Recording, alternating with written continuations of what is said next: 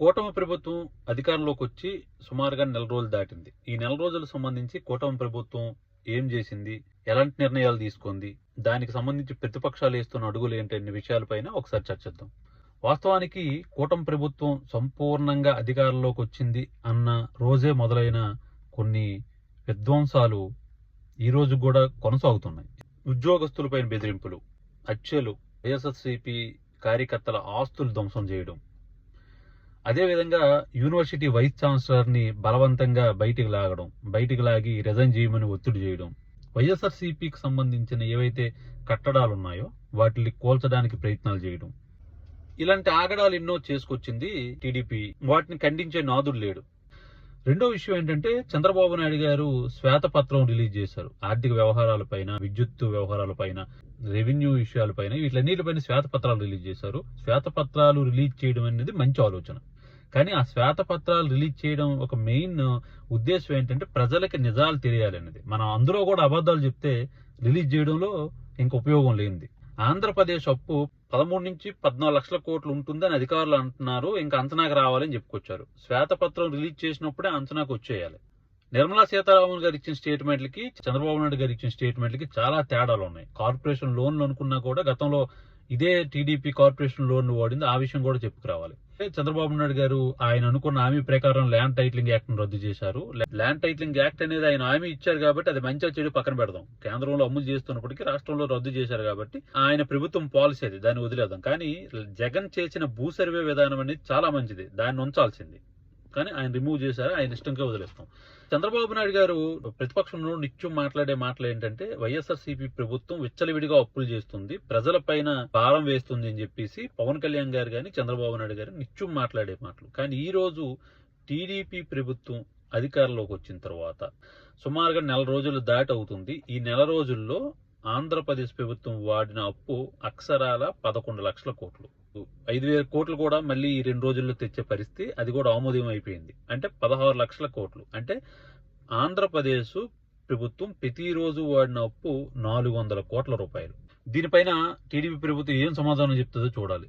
చంద్రబాబు నాయుడు గారు పోలవరం విజిట్ చేశారు. పోలవరం విజిట్ చేసినప్పుడు ఆయన చెప్పిన మాట ఏంటంటే, టీడీపీ హయాంలోనే పోలవరాన్ని 70% పూర్తి చేశామని. 70% పూర్తి చేశాం అనుకున్నప్పుడు మీరు పోలవరం పైన ఖర్చు ఎంత పెట్టారు అంటే 2014 నుంచి 2019 వరకు మీరు పోలవరం పైన చేసిన ఖర్చు ఎంత అని చెప్పాలి. 70% అంటే ఊరికనే కాదు కదా. అక్కడ క్లియర్ గా కనిపిస్తుంది, చంద్రబాబు నాయుడు గారు వెళ్ళేటప్పుడు స్పిల్వే మొత్తం వైఎస్ఆర్సీపీ కట్టినట్లే కనిపిస్తుంది. మరి మీరు ఎలా 70% కట్టారు?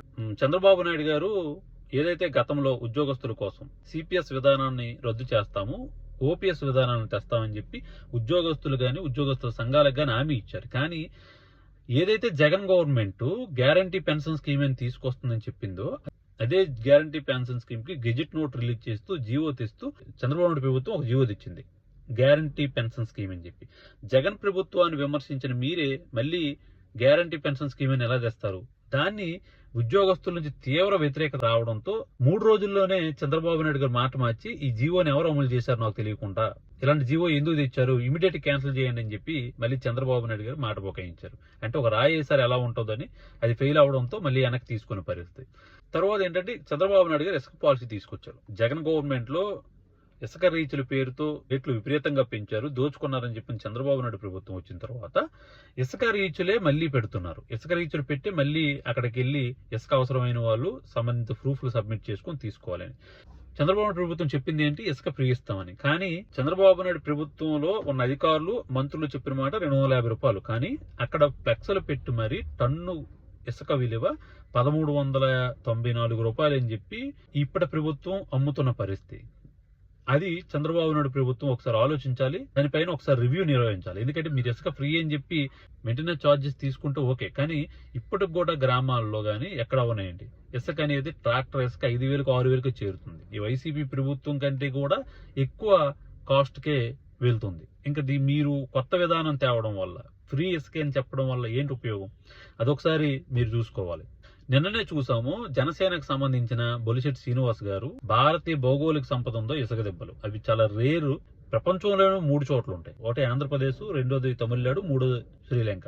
ఏదైతే ఎర్రమట్టి దిబ్బలు ఉన్నాయో దాన్ని గత 3 రోజులుగా యథేచ్ఛగా తవ్వి అక్కడేవో కట్టడాలు నిర్మించాలని చెప్పేసి చేస్తున్న ప్రయత్నం. దాన్ని ఇప్పుడు జనసేన నేత ఖండించారు. దానిపైన పవన్ కళ్యాణ్ గారు కూడా మాట్లాడాలని చెప్పి ఆంధ్రప్రదేశ్ ప్రజలు ఆశిస్తున్నారు.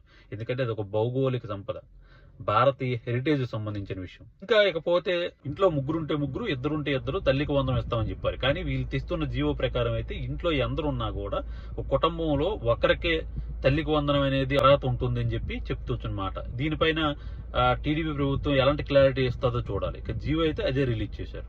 దాని తర్వాత ఏంటంటే వైఎస్ఆర్సీపీ నాయకులకు సంబంధించిన వ్యక్తిగత జీవితాల హననం చేయడం, వాళ్ళ క్యారెక్టర్ అసాసినేషన్ చేయడం, వైఎస్ఆర్సీపీ నాయకుల పైన ఒకరి తర్వాత ఒకరిని టార్గెట్ చేయడం అనేది కొంచెం ప్రమాదకరమైన వాతావరణం. అది ప్రజాస్వామ్యంలో నుంచి హక్కు ప్రతి ఒక్కరికి ఉంటుంది. ప్రశ్నించే గొంతుకుల్ని కట్టడి చేయాలని చూడడం అనేది ప్రమాదకరమైన విషయం. దాని తర్వాత ఏంటంటే ఆంధ్రప్రదేశ్లో పిల్లలపైన అఘాయిత్యాలు జరగడం. మొన్న 10 రోజుల క్రితం 8 ఏళ్ల పాప మిస్ అయితే ఈ రోజుకి ఆచూకీ తెలియని పరిస్థితి. అఘాయిత్యాలు, మానభంగాలు, హత్యాయత్నాలు, డ్రగ్స్ సంబంధించిన కేసులు చాలా నమోదవుతున్న పరిస్థితి. వాటిపైన లా అండ్ ఆర్డర్ ఇష్యూ పైన డెఫినెట్ గా ఆంధ్రప్రదేశ్ ప్రభుత్వం దృష్టి పెట్టాలి. తర్వాత ఏంటంటే ఈ వైసీపీ ప్రతిపక్షానికి సంబంధించి యాక్టివ్ అవ్వాల్సిన పరిస్థితుంది. మాజీ మంత్రులు మాట్లాడాలి, మాజీ ఎమ్మెల్యేలు మాట్లాడాలి, మాజీ సీఎం జగన్ గారు మాట్లాడాలి. చంద్రబాబు నాయుడు గారు తీసుకున్న నిర్ణయాలపైన మాట్లాడడం అంటే తొందరపాటు అవుతుందేమో. అమ్మఒడికి సంబంధించి కానీ, లేదనుకుంటే పోలవరం ఆయన వెళ్ళినప్పుడు రివ్యూ చేసిన విధానం కానీ, భోగాపురం వెళ్ళినప్పుడు ఆయన రివ్యూ చేసిన విధానం కానీ, ఆర్థిక స్థితిగతులపైన రిలీజ్ చేసిన నోట్ పై కానీ, వీటిలన్నిటిపైన క్లుప్తంగా ఆంధ్రప్రదేశ్ ప్రజలకు నిజాలు తెలిసేటట్లు మాట్లాడాలి. టీడీపీ చేస్తున్న వాటిని ఖండించాలి. అప్పుడే అధికార పక్షంలో దారిలోకి వస్తుంది. ఆంధ్రప్రదేశ్ ప్రజలకు కూడా నిజాలు తెలుస్తుంది.